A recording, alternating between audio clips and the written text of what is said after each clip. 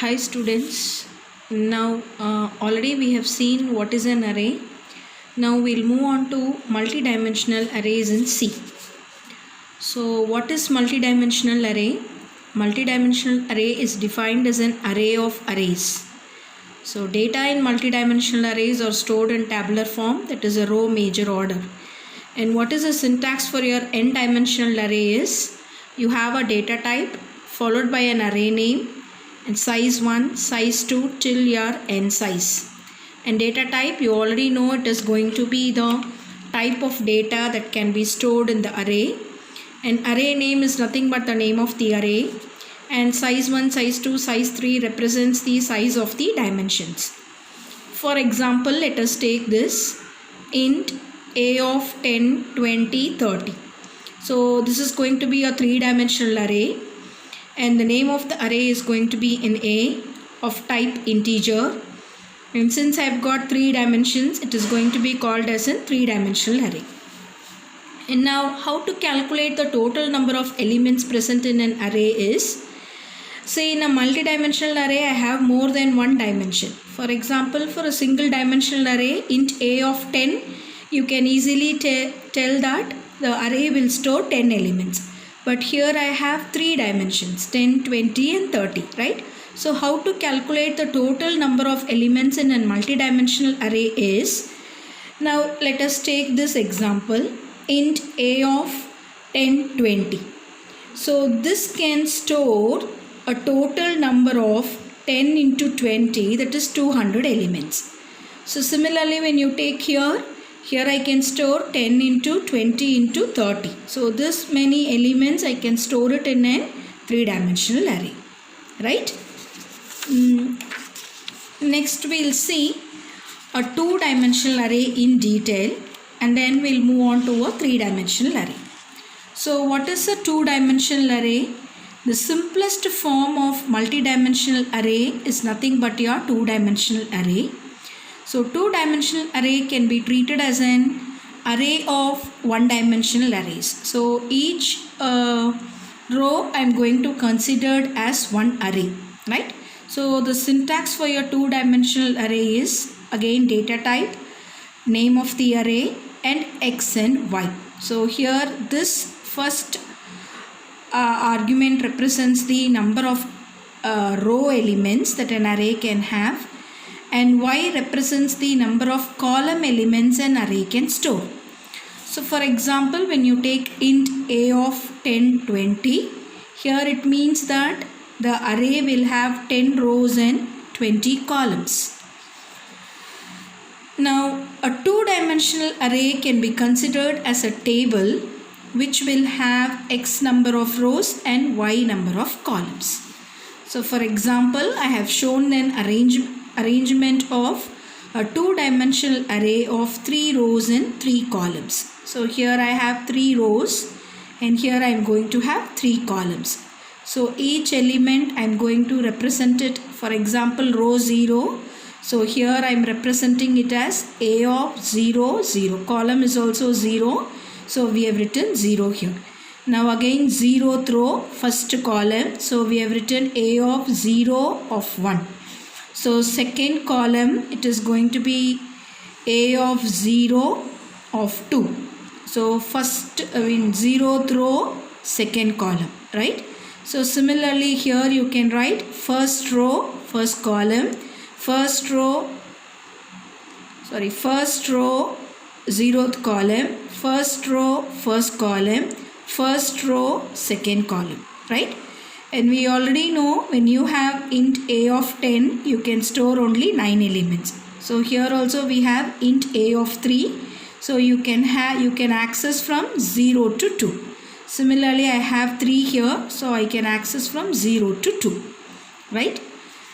So, and this is how you will write it. Every element in an array A is identified by an element name of the form. So a of ij. So here a is nothing but the name of the array. I used to represent the column and j used to represent the row and j used to represent the column. Right?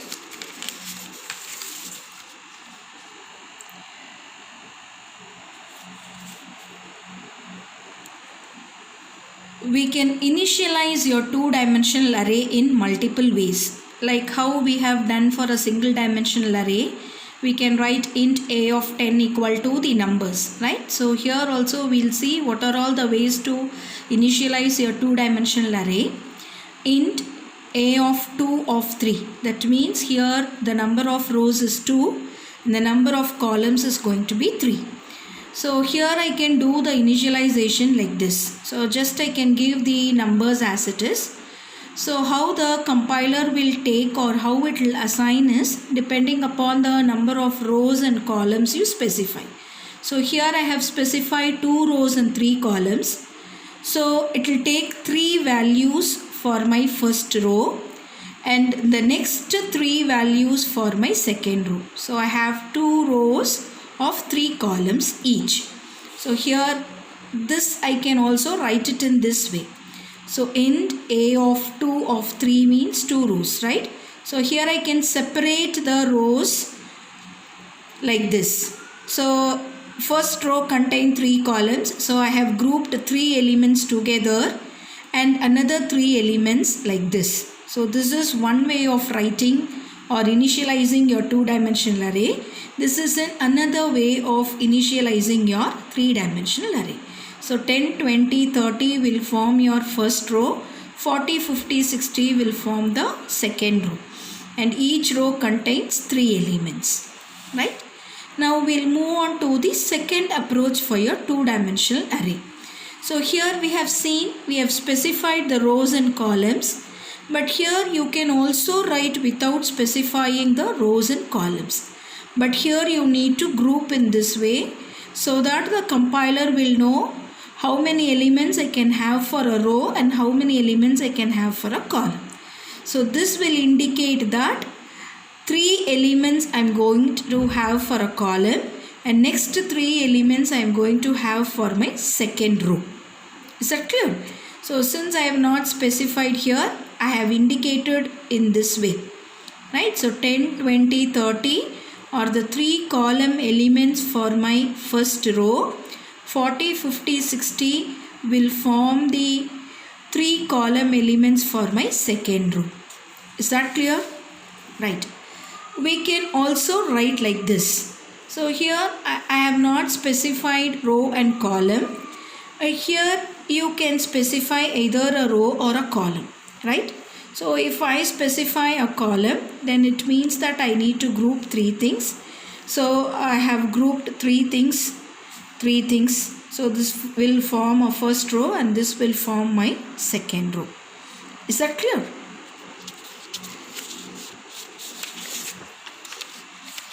And what is going to be your third approach? So when I say a third approach, here I specified a of 2, a of 3.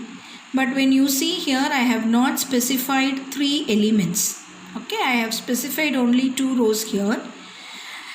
I need to have 3 column values, but here I have not specified the 3 column values, right?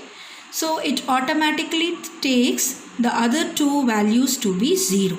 So here this will be written as 4, 0, 0, 10, 20, 0. So even if you are not specifying this 0, if you specify like this, the compiler will automatically take the remaining values to be 0. Is that clear? But in this case, if you are not specifying these 2, 3, then it will give you an error. So you need to specify the number of elements fully, or you need to specify the rows or columns. Then only it can able to assign the values. Right. Now what is going to be your fourth approach? Now see, we have seen all the above approaches, and this is applicable only for a small number of elements where we can initialize the array directly by specifying the values. But if I want to store more number of elements, for example 50 elements, or if I want to store the marks of all 38 students present in biotech, then I need not go for writing like this, right? So I need one more way of initializing your two-dimensional array. So what is the way is we can go for using the for loop. So let us take one simple program how to read and display the elements in a two-dimensional array. So let us move on to the program now. Hash include stdio.h int main. So here I have an array declaration int a of 100 100. Since it is a two-dimensional array, we are specifying a row and a column, right? So here I need a value, the variable. So int I comma j comma rows comma columns. I'll tell you what for we are using all these things when we move on to the program, right? So printf, enter the number of rows.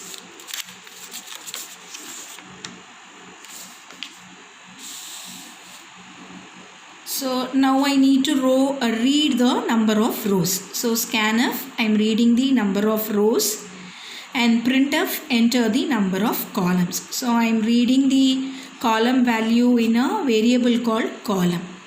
Now for I is equal to 0, I less than rows, I plus plus. Since it is going to be a two-dimensional array, I need two for loop. One for the row and the other one for my column value.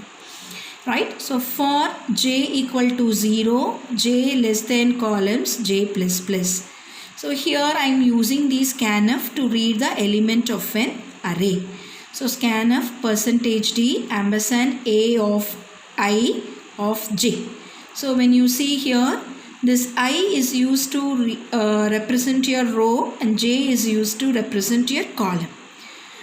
Now see, initially your I value is 0, right? So I'll move on to this test condition. 0 is less than rows, so I plus plus. So here I'll come here, the condition is true, so I'll move on to the for loop, j equal to 0. So both my I value and j value is 0. So here I will read a of 0 0, right? And then I'll move on to the for loop. Suppose if I have 3 columns, so till j is less than 3, only my j value will be incremented. So I value remains 0. So this means I am reading the value of my first row. So I is 0. So I am reading the values for my first row. All my column values I will read, right? And once this condition becomes false, again I will move on to I. So now I will be incremented to 1. So I will repeat the same procedure. So now I am reading the column values for my first row.